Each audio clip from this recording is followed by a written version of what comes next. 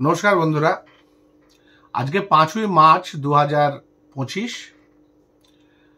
আজকে বুধবার। আমরা আর 4 দিন পরে অভয়ার প্রায় 6 মাসের ওপর পূর্ণ হয়ে যাবে, বলা যায় 7 মাস হয়ে যাবে।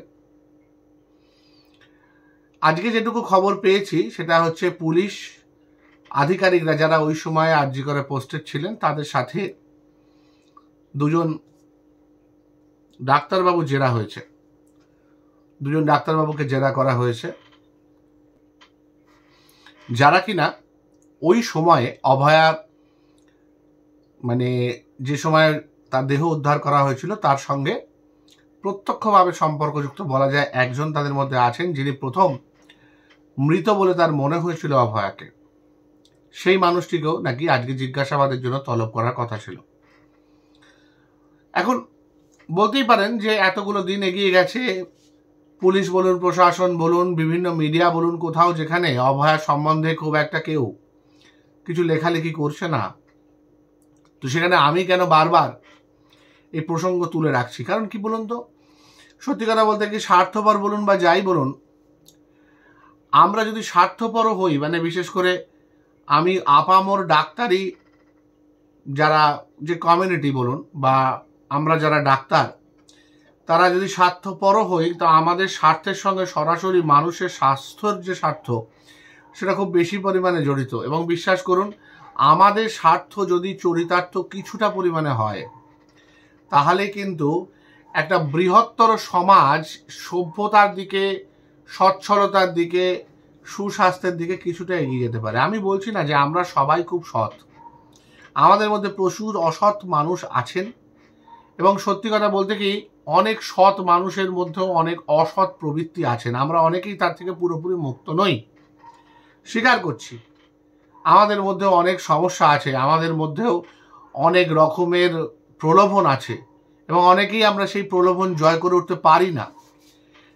কিন্তু একটা জিনিস আপনাদের আজকে আমরা বলতে চাই যে বহু ক্ষেত্রে যে আপনারা যে সমস্যার সম্মুখীন হন বিভিন্নভাবে, হাসপাতালে, নার্সিংহোমে একটা মানুষকে চিকিৎসা করাতে গিয়ে তার বিল সংক্রান্ত সমস্যায় মনে হতে পারে যে অনেকটা বিল বেড়ে গেছে। অনেকে তো, আমি বেসরকারি যে হাসপাতালে কাজ করে সে হাসপাতালে আমি শুনতে পাই যে একদম গলা কেটে নিয়েছে, বলির পাঁঠা করে দিয়েছে, হ্যাঁ, এখানে আসি যেন গলা দিতে, এরকম অনেক কথা শুনতে পাই, এবং ডাক্তারদের উপর দিয়েই মূলত যায়। কিন্তু বেশিরভাগ ক্ষেত্রে যেটা আপনারা জানেন না সেটা হচ্ছে ডাক্তারদের হাতে খুব একটা কিছু থাকে না।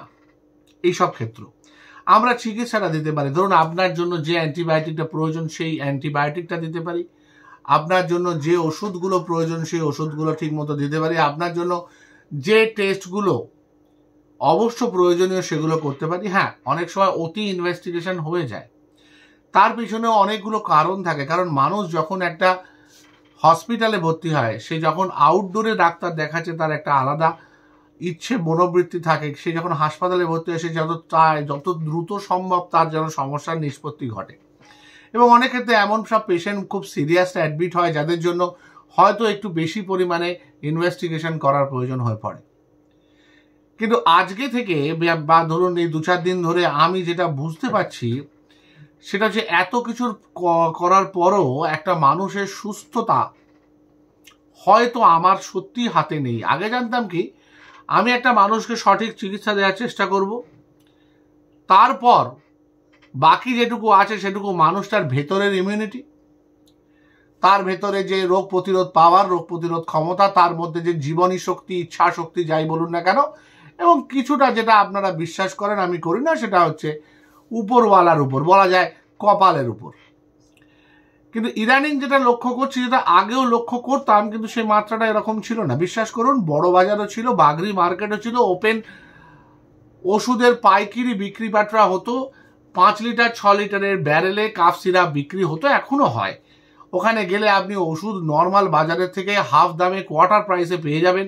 যেরকম আজকের দিনে এই যে কেন্দ্রীয় সরকারের যে ওষুধের দোকানগুলোতে সেগুলোতে পাওয়া যাচ্ছে, যে বাইরে একটা ওষুধের যে দাম, সেই সেম কম্পোজিশনের অন্য ব্র্যান্ডের জেনেরিক ওষুধের দাম তার থেকে কম। অনেক কম, মানে ধরুন একটার দাম 100 টাকা হলে একটার দাম 25 টাকা, এতটাই ডিফারেন্স। তো এই জায়গায় দাঁড়িয়ে ওষুধের গুণমান নিয়ে আমাদের সন্দিহান ছিল, তবে এইটুকু আমাদের মনে হতো বা আমরা জানতাম, বা ধরুন ওষুধ পেশেন্ট খাচ্ছে, খেয়ে যে রিপ্লাইটা দিত তার ভিত্তিতে বুঝতে পারতাম যে এই পার্টিকুলার কোম্পানি বা কোম্পানিগুলোর ওষুধগুলো অন্য কোম্পানি থেকে ভালো কাজ করে, এবং সেটা হয়তো দাম অনেক ক্ষেত্রে বেশি, অনেক ক্ষেত্রে কম, অনেক ক্ষেত্রে স্বাভাবিক আর 5টা গড়পড়তা।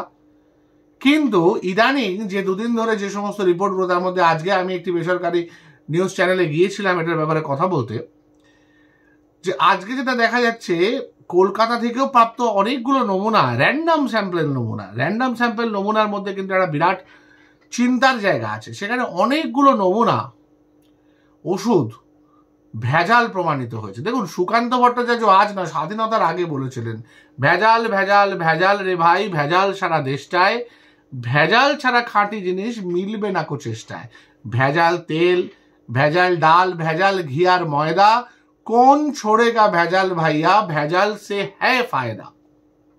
এই জিনিসটা কিন্তু তখন চাল ডাল তেল নুনের ক্ষেত্রে ভেজালটা বানা হতো, ডালে কাঁকড় দেওয়া হতো, চালে কাঁকড় পড়তো, আরো অনেক কিছু অনেক রকম ভাবে ভেজাল দেওয়ার চেষ্টা হতো। ওই শিয়াল কাটা তেল টেল কি সব আছে, হ্যাঁ, তেলে ভেজাল দেওয়া হতো, সেটাকে অনেকে মারাও গেছে। অ্যালকোহলে ভেজাল দেওয়া হতো, বিষাক্ত মদে অনেক লোক মারা যেত বা গেছেন। কিন্তু জীবনদায়ী ওষুধে ভেজালটা কিন্তু কিছুটা হলেও নতুন সংস্করণ। ধরুন একটা অ্যান্টি ক্যান্সার ড্রাগ, একটা মানুষের ক্যান্সার রয়েছে, সেই ক্যান্সারটা হয়তো স্টেজ 1-এ রয়েছে। স্টেজ 1 মানে কি, একটা লোকালাইজ কোথাও একটা ক্যান্সার হয়ে রয়েছে, সেটা ছড়ায়নি শরীরে। সেই সময় কিরকম অনেক রকম প্ল্যান থাকে, তার মধ্যে এক ধরনের প্ল্যান থাকে কেমোথেরাপি এবং রেডিয়েশন দিয়ে জিনিসটাকে ছোট করে দেওয়া, অপারেশন করে বের করে দেওয়া, যেটাতে কিন্তু অনেক সময় পার্মানেন্ট কিওর হয়ে যায়। বিশেষ করে ব্রেস্ট ক্যান্সার, বিশেষ করে এই মুখের ওরাল ক্যাভিটির আশেপাশে যে ক্যান্সারগুলো থাকে, এগুলোকে এরকমভাবে চিকিৎসা করা হয়। আমি খুব জেনারেলি বলছি, অনেক স্পেসিফিক, অনেক সুপার স্পেশালিটি জায়গা এটা, কিন্তু মোটের উপর এরকমভাবে অনেক সময় শুরুতে কেমোথেরাপি দিয়ে জিনিসটাকে রিডিউস করে তারপর করা হয়। আবার অনেক সময় শুধু কেমোথেরাপি দিয়েই তার চিকিৎসা করা হয়, যেমন লিউকেমিয়া, লিম্ফোমা, এই ধরনের কিছু কিছু ব্লাড সংক্রান্ত ক্যান্সার আছে যেগুলো শুধুমাত্র কেমোথেরাপি দিয়ে ট্রিটমেন্ট হয়।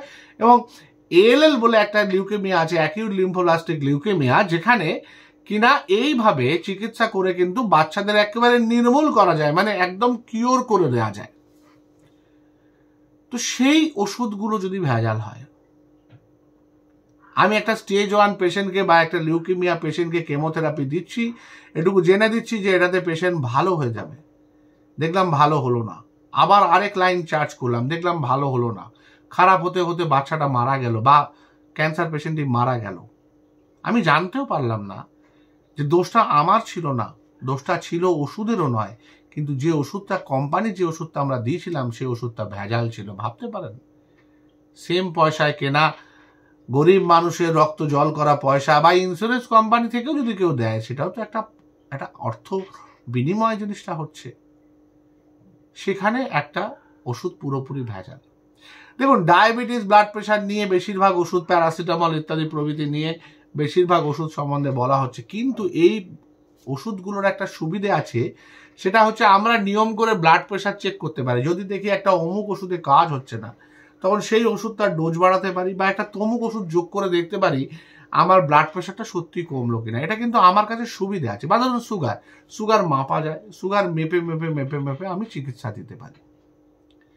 কিন্তু এটা জীবনদায়ী ক্ষেত্রে, যেমন ক্যান্সার বললাম, তেমনি ধরুন যে অ্যান্টিবায়োটিক, মেরোপেনেম, অ্যামিকাসিন, এই ধরনের ওষুধগুলো ওখানে দেখা যাচ্ছে যে লিস্টটা পাঠিয়েছে, তার মধ্যে এই ধরনের ওষুধও ভেজাল রয়েছে।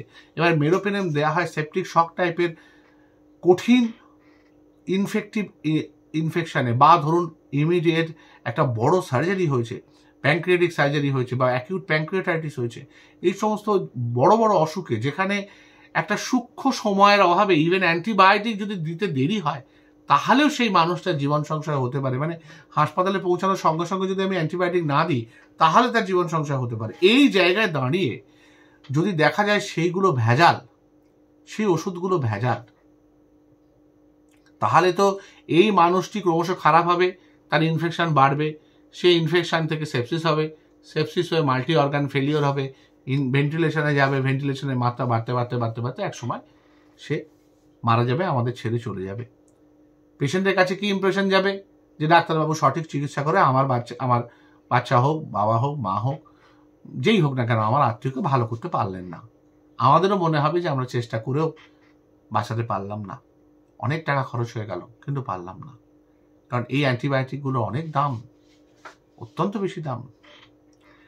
আর আমরা জানতেও পারলাম না যে আমরা সঠিক ওষুধ দিয়েছিলাম কিন্তু সে ওষুধটা ভেজাল ছিল। আমাদের কি অবস্থা হচ্ছে ভাবুন তো। কোন ভরসায় এবার আমরা নিজেদের উপরে ওষুধ প্রয়োগ করবো? অন্যদের কথা ছেড়ে দিন, আমরা তো স্বার্থপর, আগে নিজেরটা ভাবি, তারপর তো অন্য কথা। আপনি বাঁচলে বাপের নাম বলে একটা কথা আছে, তাহলে কোথায় যাবে মানুষ?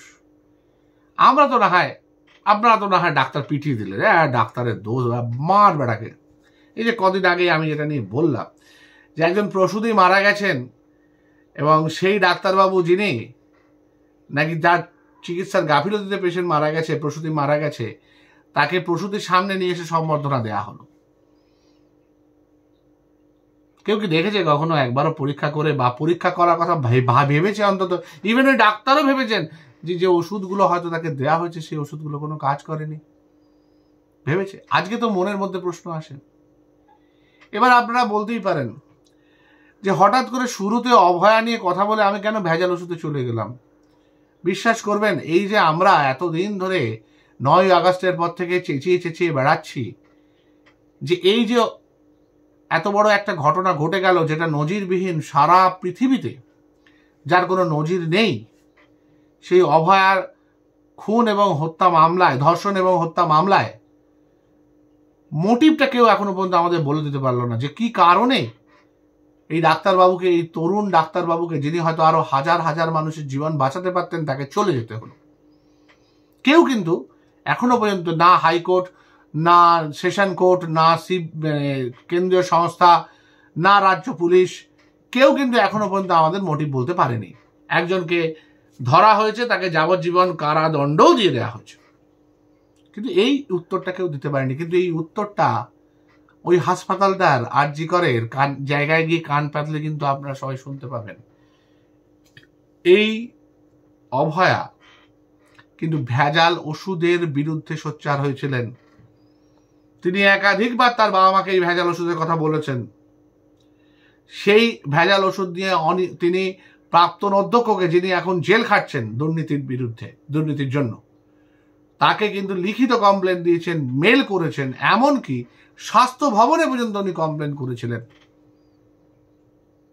এবং ডকুমেন্ট দিয়ে অনেক দূর গিয়েছিলেন আমাদের বোন, এবং ডকুমেন্ট দিয়ে তিনি বুঝিয়েছিলেন, দেখিয়েছিলেন যে ভেজাল ওষুধ কিভাবে আমাদের পণ্ডশ্রম, মানে আমাদের পরিশ্রমকে পণ্ডশ্রমে পরিণত করছে। হাজার চেষ্টা সত্ত্বেও রোগীকে বাঁচানো যাচ্ছে না, সুস্থ করা যাচ্ছে না, বা সুস্থ করতে সময় লাগছে। তিনি বাবা মার সঙ্গে শেয়ার পর্যন্ত করেছিলেন, যেটা সংবাদ মাধ্যমে বা নিউজ মিডিয়াতে বাবা মা শেয়ারও করেছেন একাধিকবার। এমনকি তার বানানো ফাইল পর্যন্ত স্বাস্থ্য ভবনে নাকি গিয়েছিল, সঠিক আমি জানি না, কিন্তু শুনেছি আমি এই কথাটা। আমি যদি ভুল শুনে থাকি, ভুল বলে থাকি, ক্ষমা করবেন। তো পরিষ্কার বোঝা যাচ্ছে যে এই ভেজাল এবং খারাপ ওষুধের কত বড় একটা চক্র, যে কারণে এই খুনের, এই হত্যার মোটিভকে ধামাচাপা দেওয়ার জন্য সরকারি তরফ থেকে এতটা উদ্যোগ, যে কারণে আমরা পরবর্তীকালে দেখলাম পশ্চিমবঙ্গ ফার্মাসিউটিক্যালস বলে একটা কোম্পানি যে রিঙ্গার সলিউশন বানায়, যে রিঙ্গার সলিউশন হচ্ছে একটা জীবনদায়ী স্যালাইন। যখন শরীরে জলের অভাব হয়, যখন ডিহাইড্রেশন বলি আমরা, সেটা ডায়রিয়া থেকে হতে পারে, কলেরা থেকে হতে পারে, সেটা কোনো কারণে শরীর থেকে অত্যাধিক রক্তক্ষরণ হয়ে গেলে হতে পারে, প্রসূতিদের হয় অনেক সময়, তাদেরকে জীবনদায়ী ওষুধ হিসেবে আমরা ব্যবহার করি, স্যালাইন দেওয়া হয় যাতে তার শরীরে ব্লাড প্রেশার কম না হয়ে যায়, তার রক্তের মধ্যে যাতে ভলিউম মেনটেন করে, সেইটা দেওয়ার জন্য ব্যবহার করা হয়। সেইটা ভেজাল ছিল, প্রমাণিত হয়েছিল একাধিক জায়গায়। 1 বছর আগে এই কোম্পানির যে ওষুধ মাপকাঠি, যে মাপকাঠির বেসিসে একটা ওষুধকে সার্টিফাই করা হয়, সেই মাপকাঠির নিচে থাকায় তাকে অলরেডি ব্ল্যাকলিস্টেড করে দেওয়া হয়েছিল, সেই ওষুধটা তারপরও দীর্ঘদিন ধরে সরকারি হাসপাতালে ব্যবহার হয়েছে এবং আমাদের রাজ্যের মাননীয় মুখ্যমন্ত্রী সাংবাদিক সম্মেলন করে এবং এখানকার যে রাজ্য সরকারের যে গোয়েন্দা সংস্থা তাকে পাঠিয়ে প্রমাণ করে দিলেন যে ডাক্তারদের গাফিলতিতে হয়েছিল, স্যালাইনের কোনো সমস্যা ছিল না। সেই স্যালাইন আবার নতুন করে ব্ল্যাকলিস্টেড হয়ে এসেছে। এই রিঙ্গা সলিউশন 16টা কোম্পানির ব্ল্যাকলিস্টেড হয়ে এসেছে। আবার যাদেরকে সাসপেন্ড করা হয়েছিল তাদেরকে শুধুমাত্র তাদের সাসপেনশন উইথড্র করা হয়নি, তাদেরকে আবার মাইনে বাড়ানো হয়েছে। কেন? কেন? মুখ বন্ধ করার জন্য নয় তো? আমরা যেমন বলি তোকে টাকা দিচ্ছি বাবা চুপ কর, সেটার জন্য নয় তো? জানি না, বলতে পারবো না। তবে যা পরিস্থিতি তাতে আমার মনে হয় যাদের মস্তিষ্কে গ্রে ম্যাটার বা ঘিলু রয়েছে তারা আশা করি বুঝতে পারছেন আমি ঠিক কি বলতে চাইছি। যেরমভাবে এই যে এত এত ওষুধকে আজকে ব্ল্যাকলিস্টেড বা ভেজাল প্রতিপন্ন করা হচ্ছে, আমরা কি জানতে পারবো যে এই ওষুধের কোম্পানিগুলো এই বিভিন্ন রাজনৈতিক দলগুলোকে ইলেকশনের সময় ইলেকশন বন্ড দিয়েছে কিনা, বা ইলেকশনের বন্ডে তারা কোটি কোটি টাকা দিয়েছে কিনা আমরা কি জানতে পারবো? বা এই যে পশ্চিমবঙ্গ ফার্মাসিউটিক্যালের যারা 3জন মেডিকেল এমডি আছেন আর কি, ম্যানেজিং ডিরেক্টর আছেন, তাদের নাম বা তাদের বিরুদ্ধে এফআইআর বা তাদের গ্রেপ্তারি এগুলো হয়েছে কিনা, বা তারা এখন এই মুহূর্তে কোথায় আছে? ভানুয়াতুতে চলে যায়নি তো আবার পাসপোর্ট বানিয়ে কয়লা কেলেঙ্কারির মতো?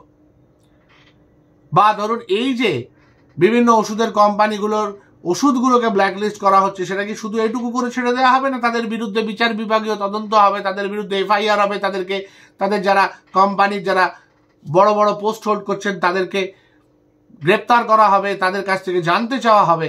নাকি তারা ওই সময় ইলেকট্রাল বন্ডে পয়সা দিয়েছেন বা আগামী 2026-এর যে নির্বাচন সেখানে তারা দেওয়ার জন্য প্রস্তুত হয়ে যাবেন এই গ্রেপ্তারি এড়ানোর জন্য? নাকি এইটা পুরোপুরি তদন্ত করা হলো, ব্ল্যাকলিস্টেড করা হলো, এই যে এত এত ওষুধ ভেজাল বের করা হলো এই জন্যই যাতে ওই ওষুধ কোম্পানিগুলোকে এবার প্রেশার দিয়ে সেখান থেকে টাকা তোলা যায়, তুলে ইলেকশনগুলোকে ভালোভাবে করা যায় এবং ইলেকশনে নিজের ফেভারে ভোটটাকে আনা যায়? কারণ ভোট তো নামেই জনগণ দেয়। বেসিক্যালি ভোট তো হয় একটা মেশিনারি, আর যার মেশিনারি যত স্ট্রং সে যেতে। আগে আমাদের রাজ্যে যারা 34 বছর রাজত্ব করেছে তাদের মেশিনারি স্ট্রং ছিল, তাদের ঘরে ঘরে প্রতিটি ঘরে ঘরে তাদের সমস্ত ইনফরমেশন থাকতো। বিশ্বাস করবেন আমি ছোটবেলায়, আমি যখন, আমার তো জীবনের সবটাই ওই জমানায় হয়েছিল, মানে একদম জন্ম থেকে পোস্ট গ্র্যাজুয়েশন অবধি। তো সুতরাং আমি দেখতাম, জানতাম যে আমার পাড়ার যে পার্টি অফিসটা আছে না, সেই পার্টি অফিসে আমার পাড়ার পুরো এলাকার প্রত্যেকটি মানুষ কাকে ভোট দেয় এবং তাদের ত্রিকুজি গোষ্ঠী তারা কোথায় যায়, সকালে কোথায় থাকে, সকাল 10টায় কোথায় আছে, রাত 1টার সময় কোথায় আছে, পুরোটা তাদের নখদর্পণে থাকতো। সমস্ত কিছু, যে বিরোধী দলকে ভোট দেয় তারও, ইভেন সে কটার সময় ভোট দিতে যাবে সেটাও পর্যন্ত তাদের জানা থাকতো। ঠিক একই জিনিস আজকে হয়েছে যারা বর্তমান শাসক দলের। মেশিনারি যার যত স্ট্রং হবে সে তত বেশি করে ভোটে জিতবে, এবং সেই মেশিনারি স্ট্রং করার জন্য দরকার প্রচুর ডেডিকেটেড লোকের। যে ডেডিকেটেড লোকরা কোনো কাজকর্ম করছে না, ডাক্তারি, ইঞ্জিনিয়ার, সরকারি কর্মচারী কিচ্ছু না, তারা ডেডিকেটেডলি পার্টি কর্মী, পার্টি ক্যাডার, যেটা বামফ্রন্ট জমানায় শুরু হয়েছে, যেটা বেশিরভাগ রাজ্যে নেই। কিন্তু আমি কিন্তু কখনো দিল্লিতে গিয়ে আমি দেখিনি যে কেউ ভোটের জন্য বিরাট হাতে মিটিং মিছিল নিয়ে যাচ্ছে। মাঝে মধ্যে খুব বড় বড় নেতা বেরোলে লোকজন হয়তো ছুটি নিয়ে বা হ্যাপবালা কাজ ছুটি নিয়ে যেত, আদারওয়াইজ তারা সবাই কাজ করে, তারা কেউ ডেডিকেটেড পার্টি কর্মী না, বা থাকলেও তাদের সংখ্যাটা খুব কম ছিল, যেটা উল্টো হয়ে গেছে এখন আমাদের রাজ্যে। আমাদের রাজ্যে নর্মাল ভোটারের থেকে পার্টি কর্মী হয়তো বেশিরভাগ ক্ষেত্রে বেড়ে গেছে। সেই পার্টি কর্মীদের বিভিন্ন রকম আছে, কে সিভিক ভলেন্টিয়ার হয়ে আছে, কে অঙ্গনওয়াড়ি ওয়ার্কার হয়ে আছে, কে আরও বিভিন্ন রকম স্বাস্থ্যকর্মী, বিভিন্ন রকম এতে হয়ে রয়েছে। আর এত যে সিগুলো হচ্ছে, তারপর যারা স্টুডেন্ট নতুন নতুন ইলেকশনের জন্য মানে হচ্ছে, যারা 18 বছর যাদের হচ্ছে, তারা যাদের একদম ফার্স্ট ভোটার হচ্ছে, তাদের তো শুরু থেকেই তারা তো একদম ক্লাস 12-এ ট্যাব পাচ্ছে, তারা তো ট্যাব পেয়েই একেবারে রেডি হয়ে গেল বর্তমান শাসক দলকে ভোট দেওয়ার জন্য।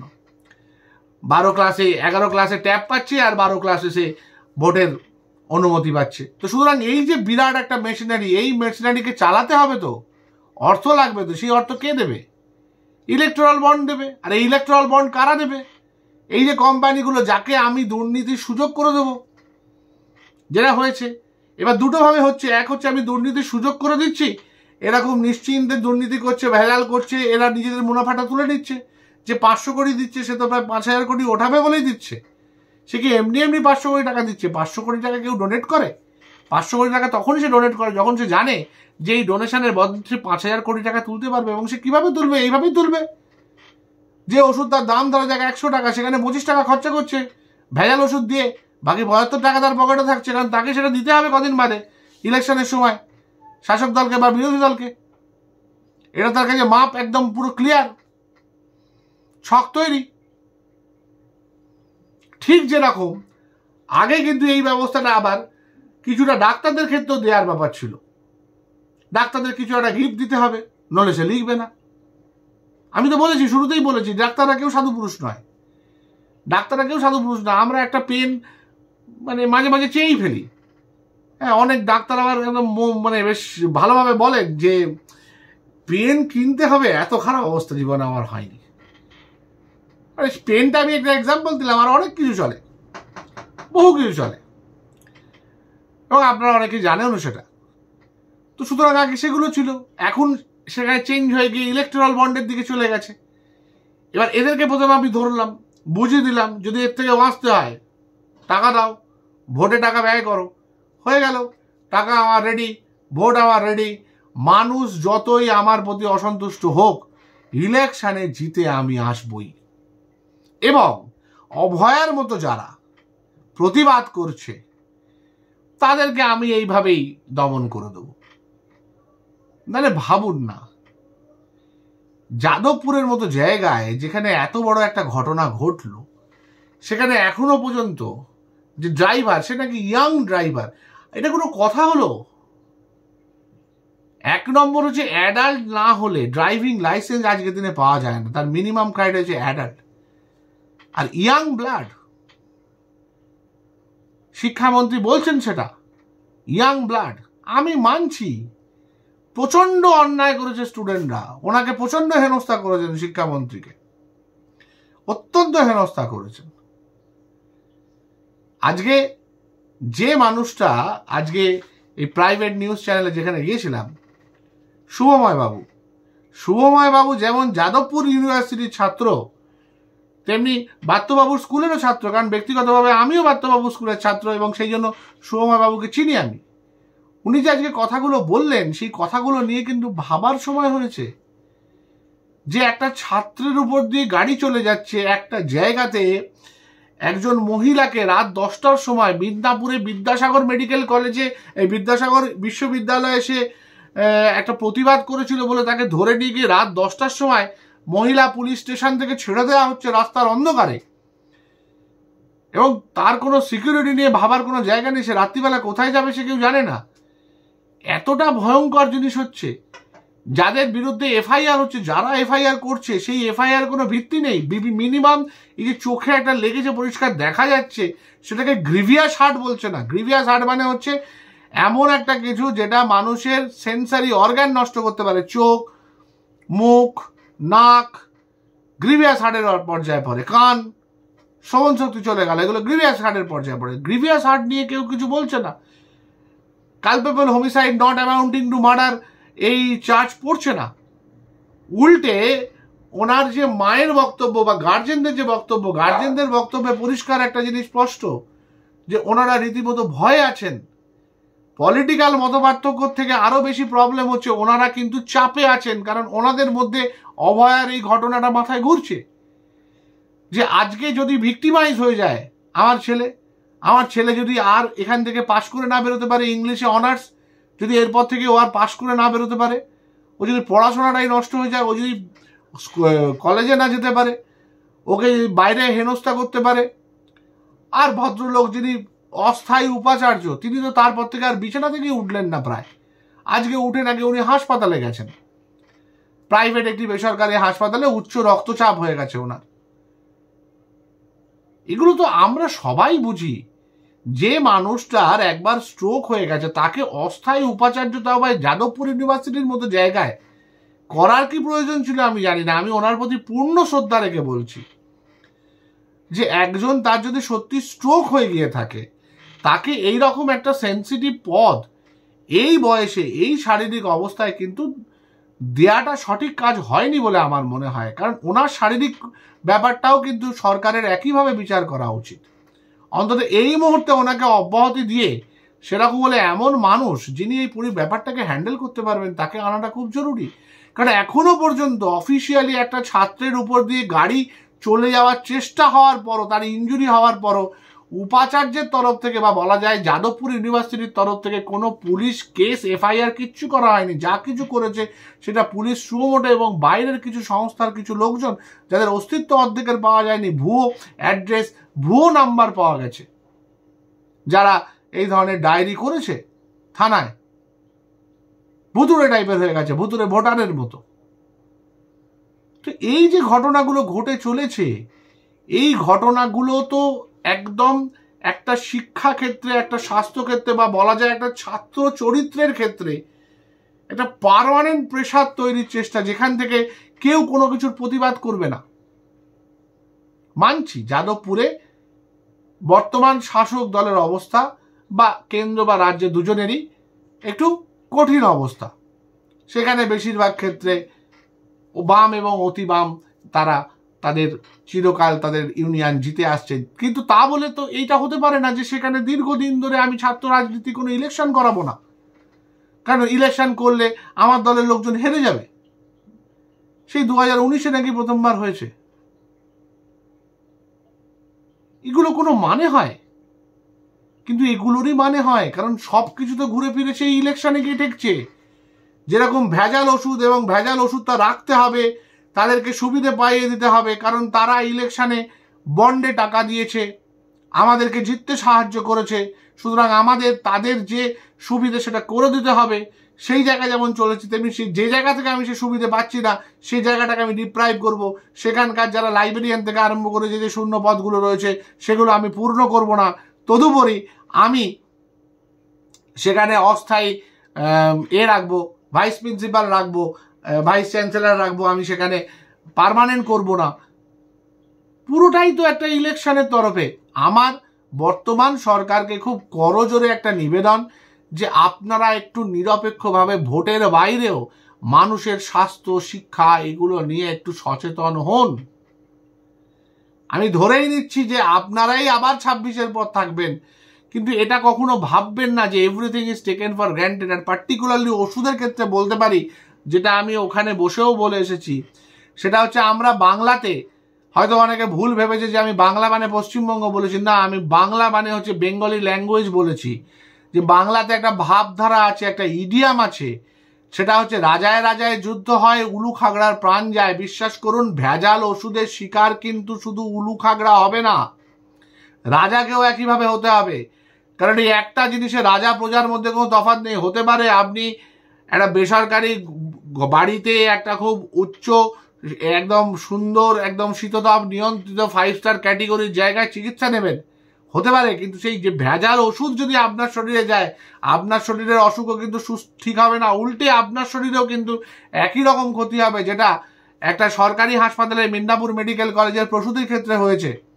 এবং সেখানে কিন্তু ডাক্তাররা আপনার ক্ষেত্রে জানতে পারবে না, যেমন ওদের ক্ষেত্রে জানতে পারেনি যে ভেজাল ওষুধটাই আপনার শারীরিক অসুস্থতার কারণ কিনা। যে আগুন আপনি লাগিয়েছেন বা লাগাতে চলেছেন এই সংকীর্ণ রাজনৈতিক কারণে, সেই আগুনে কিন্তু আপনার শরীরে, আপনার আত্মীয়ের শরীরে কিন্তু আগুন লেগে যাওয়ার সম্ভাবনা রয়েছে। সুতরাং আপনি রাজা হয়ে সতর্ক হন।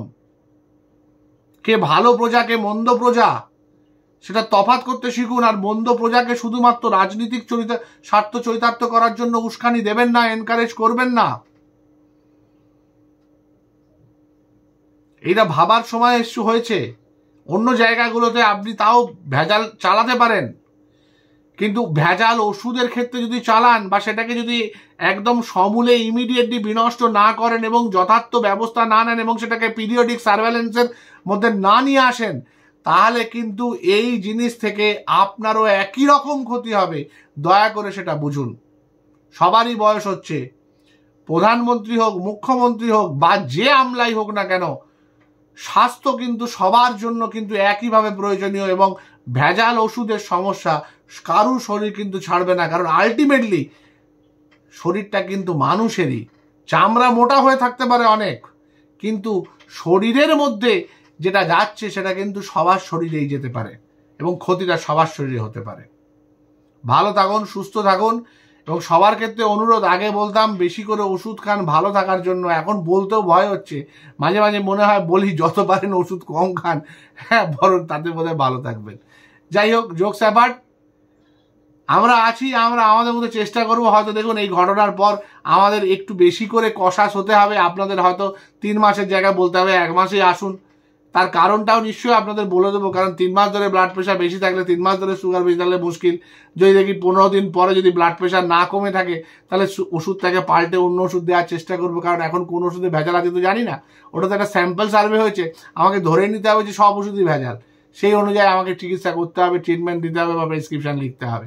একটু কোঅপারেট করবেন, একটু হ্যারাসমেন্ট বোধহয় বাড়বে, কিন্তু বিশ্বাস করুন সেটা আপনাদের বেশি দিন আয়ুর জন্যই।